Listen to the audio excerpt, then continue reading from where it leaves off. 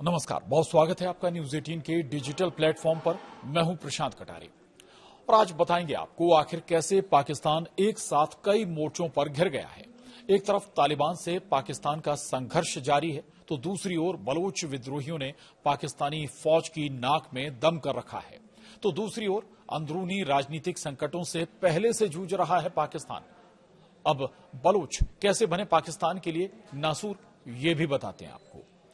दरअसल पाकिस्तान में इस वक्त हालात ऐसे हैं कि फौज के छक्के छूटे हुए हैं।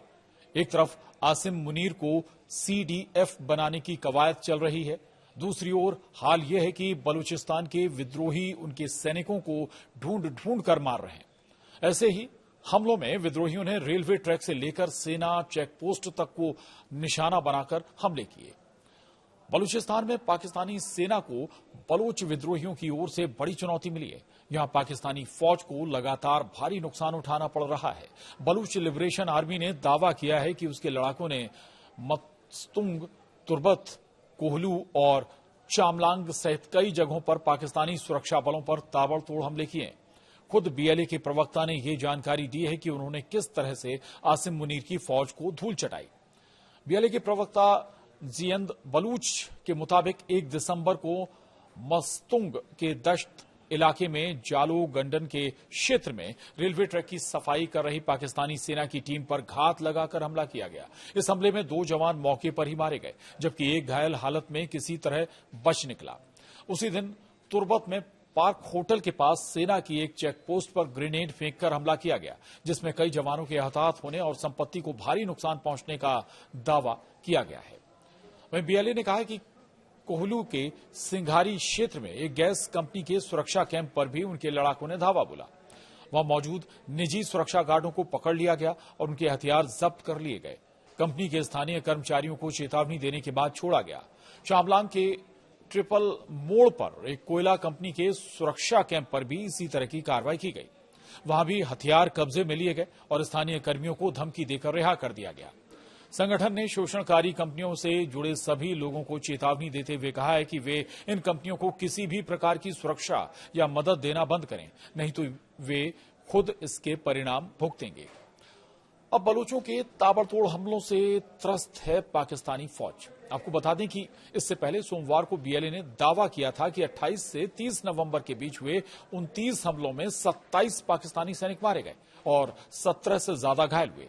BLA ने यह भी कहा कि ग्वादर के पसनी क्षेत्र में कोस्ट गार्ड कैंप पर ग्रेनेड लॉन्चर से हमला किया गया। वहीं जिवानी इलाके में सैन्य खुफिया एजेंसी से जुड़े लोगों को रिमोट कंट्रोल IED से निशाना बनाया गया जब वे वसूली कर लौट रहे थे। विस्फोट में एजेंसी के 3 सदस्य मारे गए और 2 गंभीर रूप से घायल हो गए। अब आपको बता दें, पाकिस्तान का सबसे बड़ा राज्य है बलूचिस्तान और बलूचिस्तान इस वक्त आजादी की लड़ाई लड़ रहा है। बलूचिस्तान पाकिस्तान का सबसे बड़ा राज्य है और 44% हिस्सा ये पाकिस्तान का कवर करता है। यानी आप अंदाजा लगा सकते हैं कि पाकिस्तान का जो 44% हिस्सा है वो केवल बलूचिस्तान है। वहीं जर्मनी के आकार का होने के बावजूद यहां की आबादी सिर्फ 1.5 करोड़ है, जर्मनी से 7 करोड़ कम। बलूचिस्तान में तेल, सोना, तांबा और अन्य खदानों से ये पूरा इलाका बेहद संपन्न है और इन संसाधनों का इस्तेमाल कर पाकिस्तान अपनी जरूरतें पूरी करता रहा है और अभी भी कर रहा है। लेकिन इसके बाद भी ये पूरा जो इलाका है वो पिछड़ा हुआ है, किसी भी तरह के विकास के कार्य यहां पर नहीं हुए हैं। दूसरी तरफ बलूचों पर लगातार दमन की कार्रवाई पाकिस्तान करता रहा है और यही वजह है कि बलूचिस्तान में पाकिस्तान के खिलाफ नफरत लगातार बढ़ती चली जा रही है।